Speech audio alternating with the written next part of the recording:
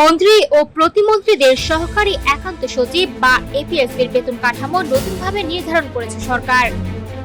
অর্থ বিভাগের সিদ্ধান্ত অনুযায়ী এবার থেকে সরকারি চাকরির বাইরে থেকে নিয়োগপ্রাপ্ত এপিএস-দের বেতন নির্ধারণ করা হয়েছে নবম গ্রেডের অষ্টম ধাপে, অর্থাৎ মূল বেতন ৩২,৫৪০ টাকা।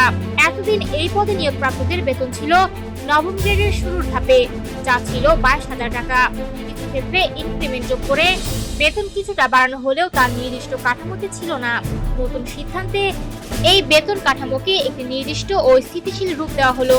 অর্থ বিভাগের চিঠিতে জানানো হয়েছে, এই নতুন বেতন শুধু সেই সব এপিএস-দের ক্ষেত্রে প্রযোজ্য হবে যারা সরকারি চাকরির বাইরে থেকে মন্ত্রী ও প্রতিমন্ত্রীদের সহকারী একান্ত সচিব হিসেবে নিয়োগ পাচ্ছেন। একইভাবে উপমন্ত্রী বা সমমর্যাদার ব্যক্তিদের একান্ত সচিবদের ক্ষেত্রেও এই বেতন কাঠামো প্রযোজ্য হবে। তবে এখানে কিছু গুরুত্বপূর্ণ শর্ত যুক্ত করা হয়েছে। বলা হয়েছে, এই পদে কর্মকর্তারা কোনো বার্ষিক বেতন বৃদ্ধি পাবেন না।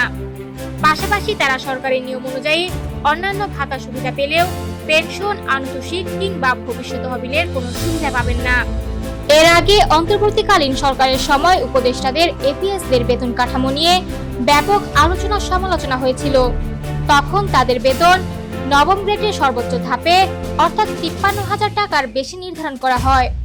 অর্থ বিভাগের সর্বশেষ এই সিদ্ধান্তের পর এপিএস নিয়োগ ও বেতন কাঠামো আরও স্পষ্ট ও নির্ধারিত হলো বলে মনে করছেন সংশ্লিষ্টরা। জনপ্রশাসন মন্ত্রণালয়ের প্রস্তাবের পরিপ্রেক্ষিতেই এই নতুন বেতন নির্ধারণ করা হয়েছে। সরকারি প্রশাসনের গুরুত্বপূর্ণ এই পদে নিয়োগ সবসময়ই মন্ত্রীর অভিপ্রায় অনুযায়ী হয়ে থাকে। তবে কোনো ক্ষেত্রে যদি সরকারি কর্মকর্তাদের মধ্য থেকে এপিএস নিয়োগ দেওয়া হয়, তাহলে তারা এই নতুন বেতন কাঠামোর আওতায় পড়বেন না বলে জানানো হয়েছে।